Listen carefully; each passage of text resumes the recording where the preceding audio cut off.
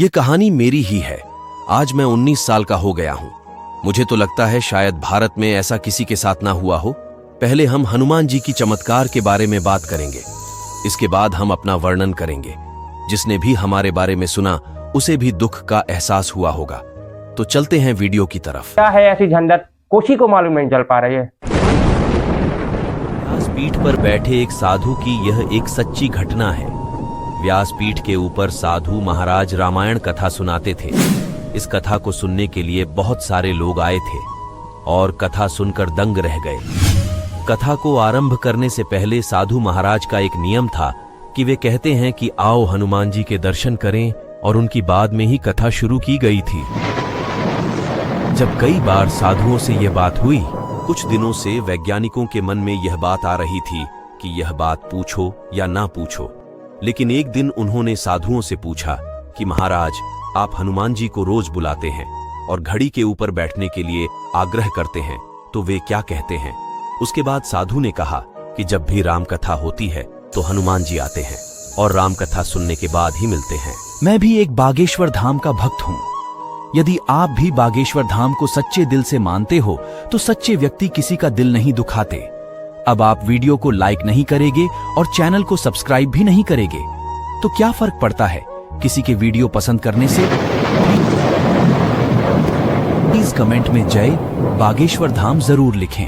अब वैज्ञानिक को तो प्रमाण मिलना चाहिए था, तो बोला ऐसी बात नहीं होगी। अगर हनुमान जी आपके यहाँ आए तो आपको प्रमाण मिल जाएगा।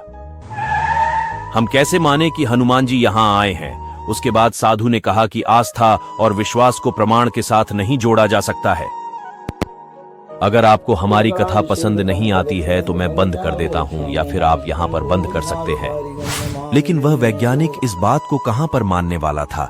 उसने कहा कि आप ही तो कहते हैं कि यहाँ हनुमान जी कथा सुनने के लिए आए।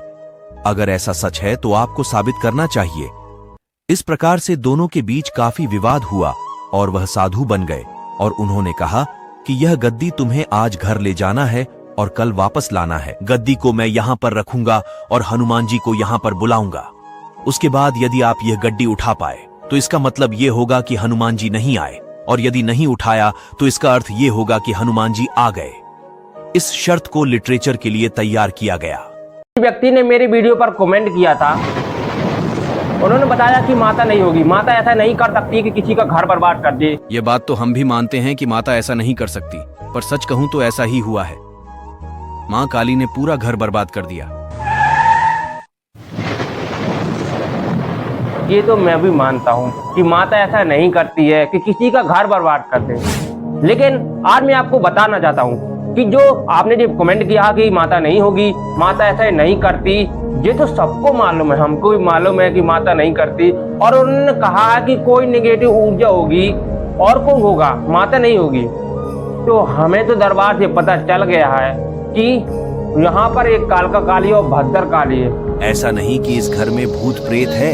इतना तो हमें मालूम है कि इस घर में दो काली है, एक भद्र काली और दूसरी कलका काली।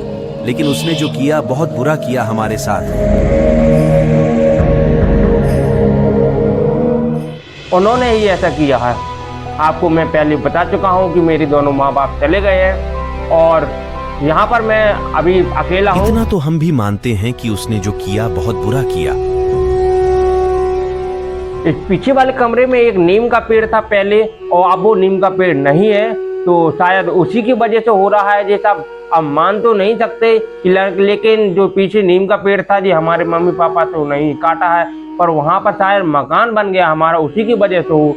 अब इसका तो कोई मालूम नहीं है हमें। इतना तो हमें भी पता है कि माता की पूजा तो हम सब कोई करता था।